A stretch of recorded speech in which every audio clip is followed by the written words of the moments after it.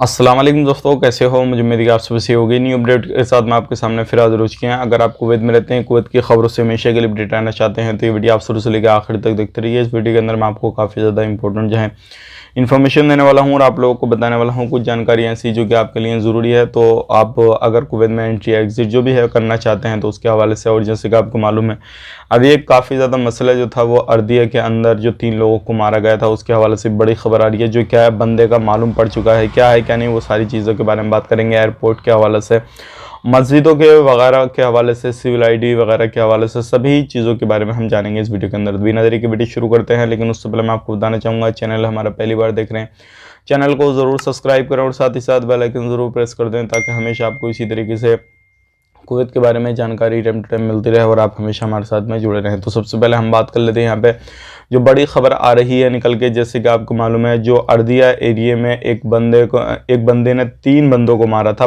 Finally मालूम पड़ गया है पूरी तहकीकात करने के बाद में। एक हस्बैंड को, उसकी वाइफ को और उसकी बच्ची को। हस्बैंड की उम्र तकरीबन 60 से 70 बताई जा रही है, वाइफ की उसकी 50 के करीब, और एक बच्ची उसकी जो मारी थी वो 18 के करीब बताई जा रही है। तो इतनी उम्र उनकी बताई जा रही है। मारा गया था और इसमें जो पकड़ा गया है पहले उसकी मेड यानी कि घर में जो नौकरानी थी उस पर शक हो रहा था, लेकिन पुलिस ने पूरे अच्छी तरीके से तहकीकात करने के बाद में जो है एक इंडियन बंदे को जो है गिरफ्तार किया है।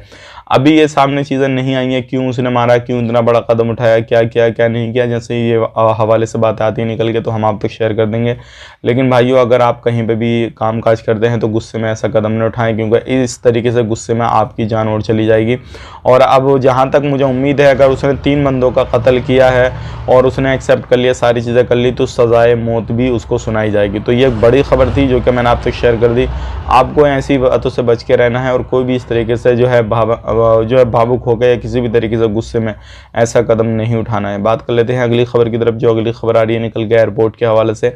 जैसे कि आपको मालूम है एयरपोर्ट पे अब जो है काफ़ी ज़्यादा भीड़ नज़र आ रही है, सड़कों पे भीड़ नज़र आ रही है। उसका रीज़न ये है क्योंकि जो कोरोना से पहले लोग आवाजाही करते थे, बाहर निकलना धुलना जो भी काम काज में लगे हुए थे वो वापसी जो है शुरू हो चुके हैं। और जितने भी लोग अलग अलग जगहों पे अलग अलग कंट्रियों में घूमने फिरने के लिए गए थे तो अल्हम्दुलिल्लाह सभी लोग जो है वापस आना शुरू हो गए।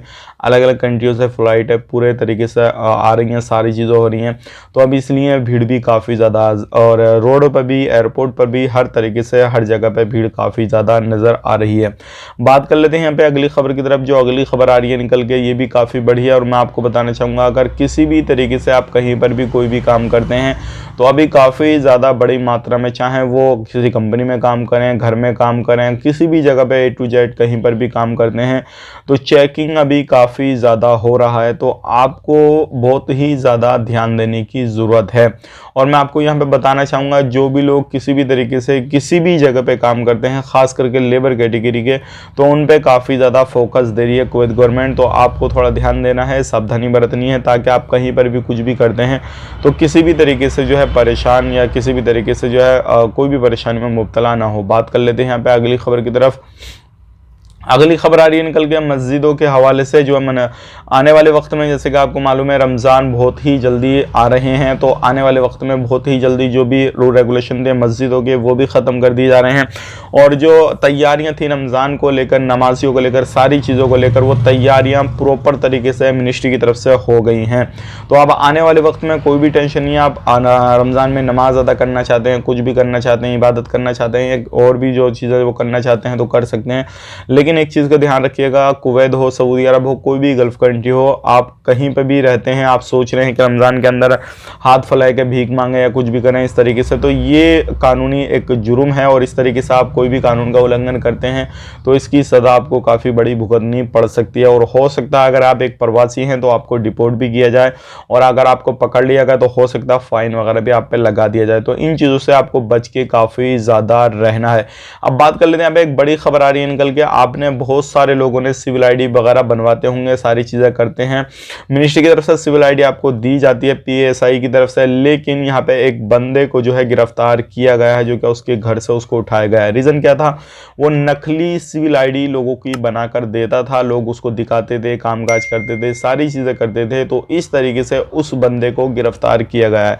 तो भाइयों आपको ध्यान देने की ज़रूरत है, अगर कोई भी सिविल आईडी अपना बनवाते हैं, देखिए इलीगल लोग तो सारी चीज़ें हैं कि भाई हो सकता है वो उनके लिए सारी चीज़ें थोड़ी बहुत सही हो जाए, लेकिन जो लीगल है वो ये काम ना करें, नहीं तो आपको परेशानी हो जाएगी। और अपना सिविल आईडी के चक्कर में आप कहीं पर भी घूमने फिरने जाएंगे तो आपको मालूम है कोई भी बंदा है जब आपको चेक करेगा तो वो ऑनलाइन देखता है, सारी चीज़ें देखता है, तो आपका सिविल आईडी कैसा भी बना हुआ वो पकड़ में आ ही जाता है। तो ये चीज़ें, ये गलत हरकतें बिल्कुल नहीं करनी है आपको, नहीं तो अब आपको परेशानी हो सकती है। अब बात कर लेते हैं अगली खबर की तरफ। अगली खबर आ रही है निकल के रेस्टोरेंट वगैरह, कैफ़े वगैरह और भी बहुत सारी कंपनियों के हवाले से और भी बहुत सारे जो काम धंधे हैं उनके हवाले से अल्हम्दुलिल्लाह आने वाले वक्त में आहिस्ता आहिस्ता ये सारी चीज़ें ओपन हो रही हैं। तो आने वाले वक्त में सभी चीज़ें ओपन हो जाएंगी। जो भी लॉस हुआ था किसी भी तरीके से वो A to Z जो है आने वाले वक्त में लोगों का रिकवर हो जाएगा, लेकिन एकदम से तो नहीं होगा। तकरीबन 2 से 3 साल लगेंगे कुछ बिजनेस में, कुछ में 4 से 5 साल भी लग सकते हैं। बात कर लेते हैं यहाँ पे पिछले 24 घंटे की कोरोना वायरस रिपोर्ट के बारे में।